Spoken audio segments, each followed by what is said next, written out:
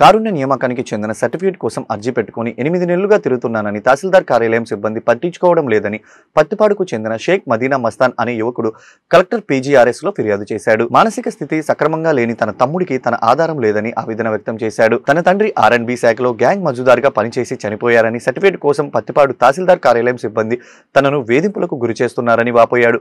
బాధితుడి పక్షాన తాను అండగా నిలబడి సమస్య పరిష్కరించేంత వరకు పోరాడతానని రాష్ట్రీయ మహాజన సమితి రాష్ట్ర అధ్యక్షులు కంబం ఆనంద్ కుమార్ తెలిపారు. షేక్ మదీనా మస్తాన్, జాన్ మీరావల్ అనేటువంటి ఇద్దరు తల్లిదండ్రి లేని అనాథ బిడ్డలు ఈరోజు కలెక్టర్ గారు, గౌరవనీయ గుంటూరు జిల్లా కలెక్టర్ గారిని కలవటానికి వచ్చారు.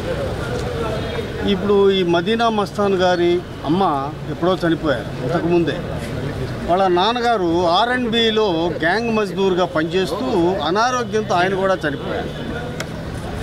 అయితే మదీనా మస్తాను ఇంటికి పెద్ద కొడుకు, ఇద్దరే పిల్లలు వీళ్ళు. ఈ అబ్బాయికి మరి కారుణ్య నియామకం కింద గవర్నమెంట్ వారు ఉద్యోగం ఇవ్వాలి.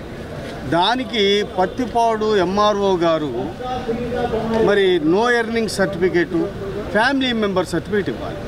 8 నెలల కిందట సచివాలయంలో వీళ్ళు నో ఎర్నింగ్ సర్టిఫికేట్ కోసం, ఫ్యామిలీ మెంబర్ సర్టిఫికేట్ కోసం అప్లై చేసుకున్నారు.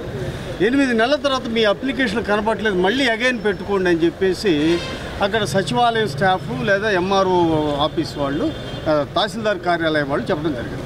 సరే, పాతి కనపట్లేదని మళ్ళీ కొత్తగా పెడితే మళ్ళీ అగైన్ రెండోసారి కూడా మీ కాగితాలు కనపట్లేదు, ఇప్పుడు మళ్ళీ పెట్టండి అని చెప్తున్నారు. సరే, ఇప్పుడు no earning certificate, family member certificate ఇచ్చారు. కానీ దాన్ని ఏం చేయాలా, గుంటూరు RDO ఆఫీస్కి పంపించాలి. ఆ డాక్యుమెంట్స్ ఇక్కడి నుంచి తీసుకోవాలన్నమాట.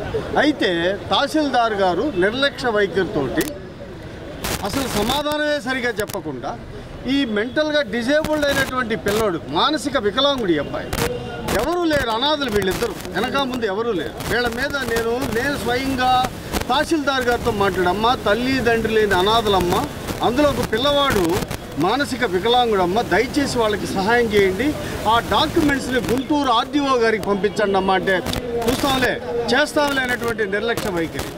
అక్కడ కార్యాలయంలో ఉన్నటువంటి జూనియర్ అసిస్టెంట్ గారు లంచం ఇస్తేనే ఏం కదిలేటట్టు ఏం కనపడలేదు. అక్కడ అతిపెద్ద అవినీతి తిమింగళాలు తహసీల్దార్ ఆఫీస్ పత్తిపాడులోనే ఉన్నారు, ఎక్కడా లేరు.